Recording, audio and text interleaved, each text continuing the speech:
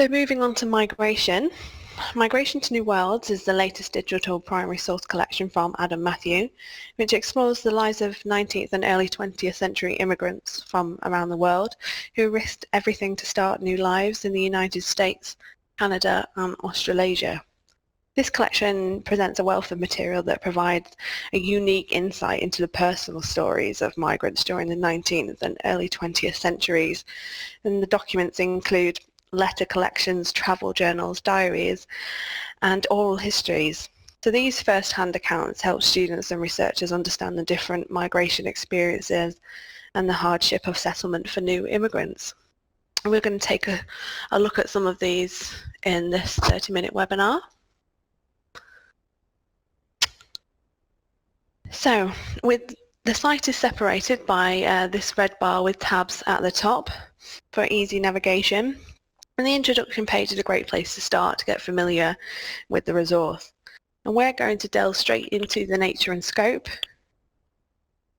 which provides an overview of the collection and allows us to explore the key themes and features that can be used for teaching and research. So here we can see a short introduction to the collection itself, which you can read at your own leisure. If we make our way down the page, we can see that the resource is divided into the following themes. We have motives for emigration, from departure all the way through to arrival, checking out port conditions at both. We've got ships and shipping lines, journey conditions, religion, ethnic identity and community relations, responses to immigration, politics, legislation and governance, onward travel, permanent settlement and remigration. I do believe we're getting a bit of interference from somebody else's microphone. If I could just remind you to mute your microphone or switch it off, that would be great. Thank you.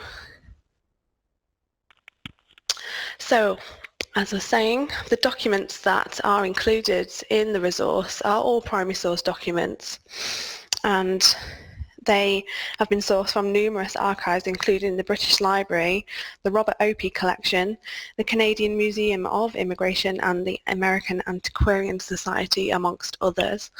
And these digitised documents are in full colour and include personal accounts, manuscript correspondence, shipping papers and logbooks and plans, rare printed books, leaflets and pamphlets, scrapbooks, legal papers, photographs, maps and watercolour paintings. And unique to this collection, we have some oral histories, which we will take a look at in a little while. And at the very bottom here we can see there's a range of interactive and secondary teaching aids that we will be showing within the next 20 minutes. So let's get underway. We will take a look under the Documents tab to see the types of primary sources contained within this collection. The date range for these documents is primarily 1800 to 1924. So the 19th century is widely known as the century of immigration. And we can filter our documents by type up at the top here. So we can click on this button and we can see the different types of document contained within the collection. We can also filter by theme. We just went through a few of those a minute ago. And we can also filter by the source archive or library. We can also jump to a letter within the alphabet to find all the primary source documents contained within the collection, beginning with this letter. We might also want to take a look at the advanced search filter up here in the top right hand corner. And you can use the usual Boolean filters to search for something specific. If we're not looking for something specific, we can jump directly into the popular searches, which sits directly next to the advanced search options. And from here, we can take a look at some of the keywords that our in-house editors have collated. We've got some people, popular searches, some ports and places, and we've got ships as well. So we do have the search box at the top. So what we're going to do now is just run a simple search for Ellis Island to see what our results show. I haven't used any filters for this one, so I might want to sort my 26 results for Ellis Island by date, by title, theme. I might want to sort them by the library archive or the module. So Migration to New Worlds will form two modules, one of which, the second one will be published in 2017, which will further complement the collection with the next date range. So I'm going to sort my search results by ascending date, and we're going to look for a particular resource that takes our fancy, and we're going to jump into this one here.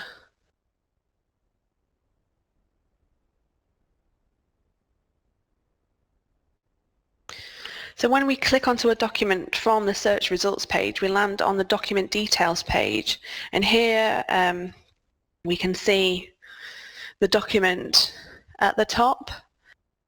Every page that is contained within this document has a thumbnail which you can scroll and choose individually at the top here. The detailed metadata at the bottom tells us a lot about the document itself, so we know that it is a journal of a journey to New York by Dorothy Holt, who travelled on the Georgic White Star Line. It was written in 1932, and it is a personal account sourced from the National Museum's Liverpool Maritime Archives and Library. And we can see that our search result is highlighted here. You can also click straight back to your search results. You can flick from one, the next document from one to the other in our search results. We can add this entire document to a personal repository, which is called the My Archive. We can download this entire document to save for later, or we might want to just download a range of pages from this document. So what we're going to do is jump straight in, see what Dorothy looks like.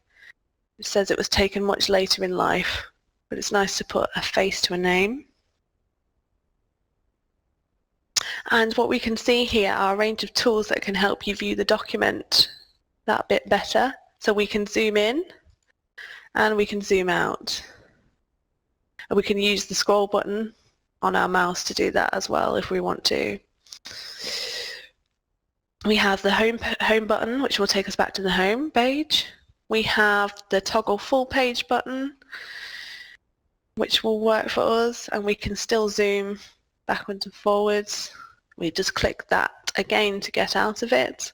And we have the simple rotate button should we need to see some handwriting on any document or see something a bit closer up. Now here at the top we can see we can go back to the document details, we can flip between pages, we can pick a particular page within the document to jump to, or we might want to add our page to our lightbox, which is contained within My Archive. And your lightbox is different to your My Archive because it allows you to save individual pages from a document. We can also download individual pages rather than whole documents by clicking up here. So say I wanted to use this image a bit later on in the classroom to show my students. What I will do is click on Add to My Lightbox, and I'm brought to this page where I'm prompted to create a profile or log in.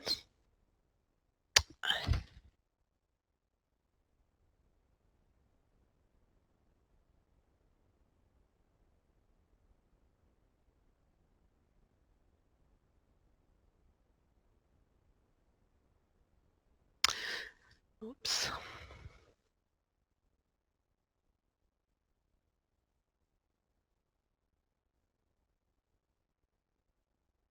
Here we go. So that I'm now signed in. I've added it to my lightbox. Let me just go and check to make sure that it's there. And click at the top to my lightbox, and I find my picture of Dorothy, which I can save for later and show my class. Or I might want to collate a bunch of pages from documents for research later on. So like I said, we can flip between different pages within each search result document and use the different buttons. We can drag and drop our document, get real close if we don't understand what some of the handwriting might say. But I don't want to start reading this letter from the end, so I'm going to click on the thumbnails tab at the top here, and we are going to join the letter from the start and take a look at what Dorothy has to say about her journey. The voyage out. She writes, I don't think there was a more miserable girl anywhere than myself when I boarded the Georgic, September 24th, 1922. Never had shore seemed so lovely to me, never had friends seemed so kind. In fact, had I been going away never to return, I couldn't have felt more worse. I loaded the Georgic at 11 o'clock Saturday morning, and as friends were not permitted to come until 2 in the afternoon, I spent a very lonely and miserable 3 hours. Oh dear. So that is just one of the documents contained within the collection here. What we are going to move on to next is the Explore tab at the top within the red taskbar, and I would like to show you some of the resources featured in here because they really are essential for classroom engagement and to explore if you are researching the migration of peoples during this time. So we're going to have a look at the interactive resources, and firstly the interactive migration map.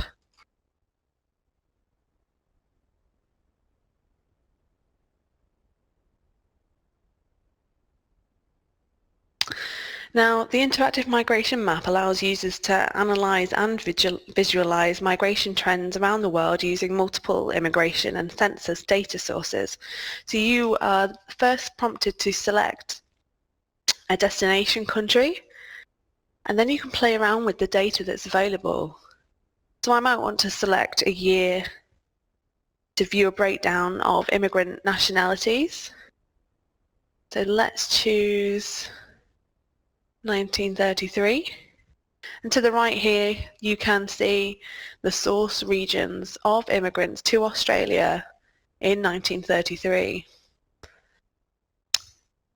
Clicking on the pie chart here, we can see that from Scotland there was over 2,000 immigrants, Russia 75 that year, Poland 146, and so on.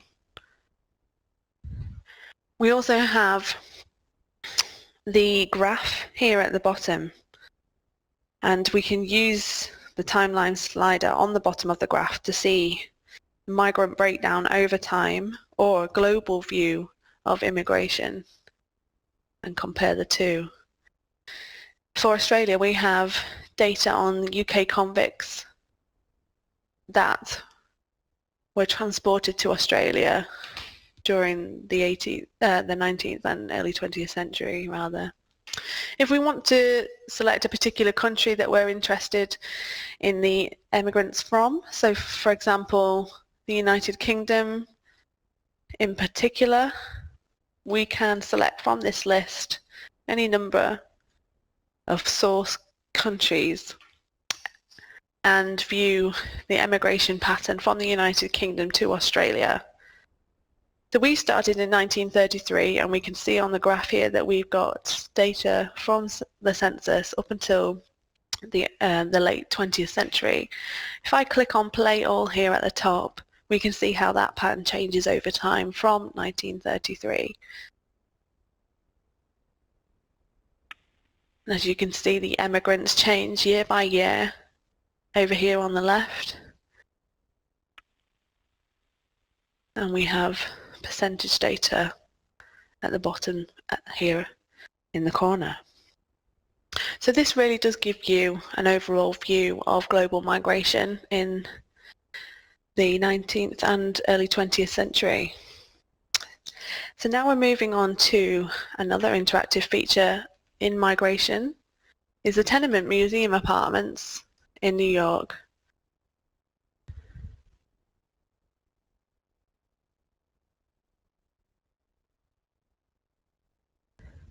This really was some fancy animation there that got us straight down into the street that we can see in Manhattan.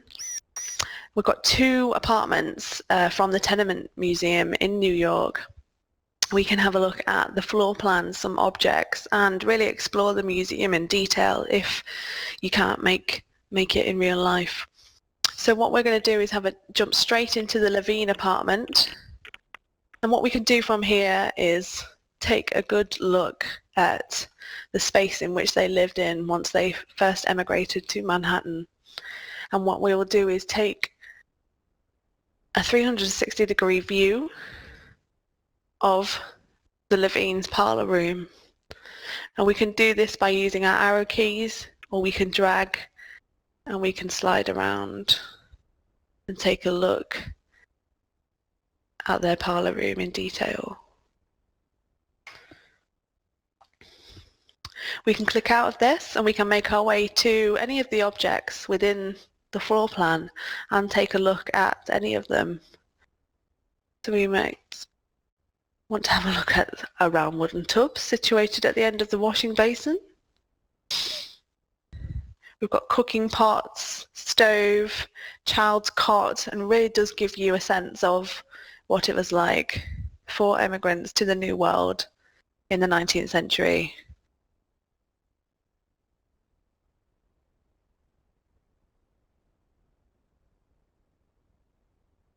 The good thing about this interactive feature is the fact that you can explore these objects and documents in more detail within the collection on the website.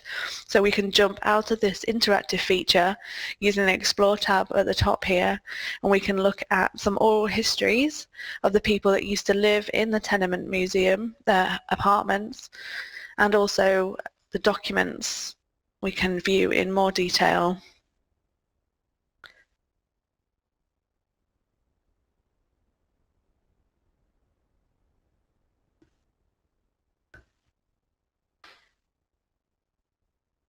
So all of these photographs and objects have been taken from the Tenement Museum.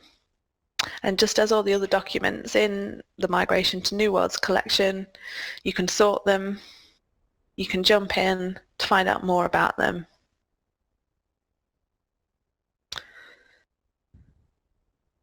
We move back, we have full-size rigging, deck, sail and cabin plans for emigrant ships such as the Star of India, and for this particular ship we have specially commissioned photographs were taken purely for the Migration to New Worlds resource, because it truly is a great example of the type of vessel that was used to transport immigrants during that time. So you can feel free to get started, have a look around the decks in a similar way to the Tenement Museum interactive feature, and find out what it was like for immigrants to travel on these vessels. And the last interactive feature that we're coming across in the Explore tab is an interactive map of the Grosse Isle island in Quebec, which served as the most significant entry point for emigrants to Canada for much of the 19th century. Over 4.1 million people passed through this system between 1832 and 1937, and it is so uniquely preserved that the remains on the island provide a fascinating insight into the way that passengers were processed and how infections such as cholera, smallpox and typhus was dealt with, and the costs that these incurred to the migration business. So we have an interactive map at the top, and we can click on any one of these dots here for more information.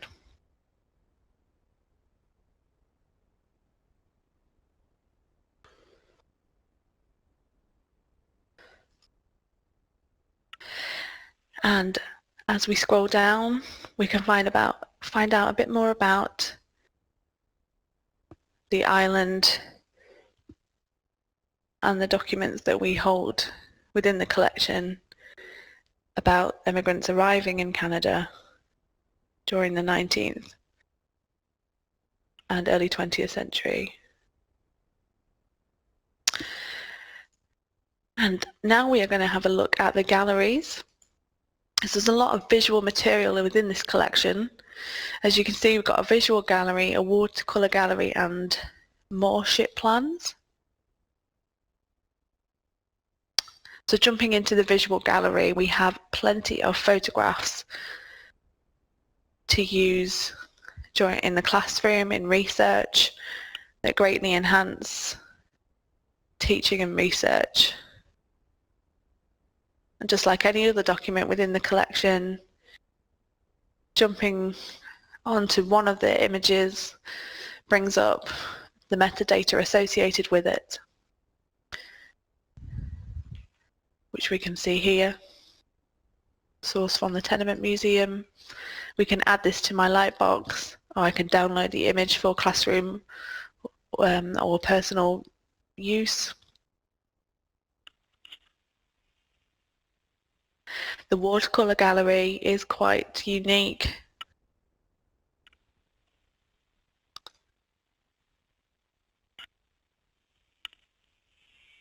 Once again, some great visual aids to really understand what it was like.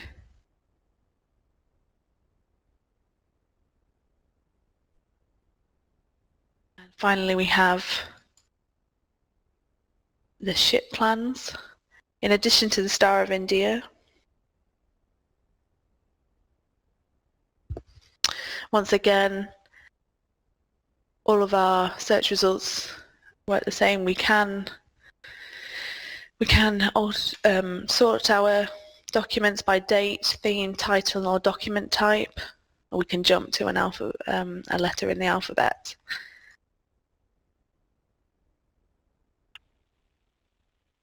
And here we have the detailed metadata on each document. And the oral histories, as I've mentioned a couple of times, is a unique feature of this particular resource. We have recorded audio interviews from people who lived on the Lower East Side in New York in the very earliest 20th century. These are also sourced from the Tenement Museum, which we just had a look around. And each of these audio snippets include a date, transcript, and summary with detailed metadata. Now, unfortunately, I don't think you're going to be able to hear if I press play too well, but you can go back. Transcript here on the right that currently has its auto scroll, ticked on at the moment. So this means that as the interview progresses, the transcript will move along with it. And for example, if you know that you need to get to 30 minutes in, what will happen is that the audio and the transcript will catch up with each other. Similarly, if we wanted to skip a certain paragraph within the transcript and move the audio on or back, we can click at any point within the transcript and the audio will catch up with that. Now, the transcript is fully searchable. It has its own search box, so you can search within the transcript for a particular sentence, a particular conversation on something specific. In addition to this, you can also search in the top search box, as the text in the transcript is fully searchable. So there we have our Migration to New Worlds introduction. Please feel free to ask any questions in the chat box and I'll do my best to answer them. So if you do have access, you can now explore the resource at your leisure and get to grips with the key themes. If you can check with your librarian if you do have access, or you can contact us after the webinar and we can check this for you. If you don't, we offer a no obligation 30-day free trial. However, we are offering special pricing on all orders confirmed before 18th of December so that you can take advantage of our 2015 prices with an additional discount before our new prices are introduced in 2016. But do feel free to request a trial on our website. You can click the trial page here, or you can get in contact with myself. You received a reminder email from me earlier in the week. You can get directly in touch with me and we can arrange this for you. So if there's any questions, please feel free to type them in the chat box. We'll give it a couple of minutes before we end the meeting if there are no questions, but thank you for attending today. If you do think that you have a couple of questions after the webinar has ended, then do please feel free to get in touch. And like I said, we can set up any trials for you as well. So thank you for your time today.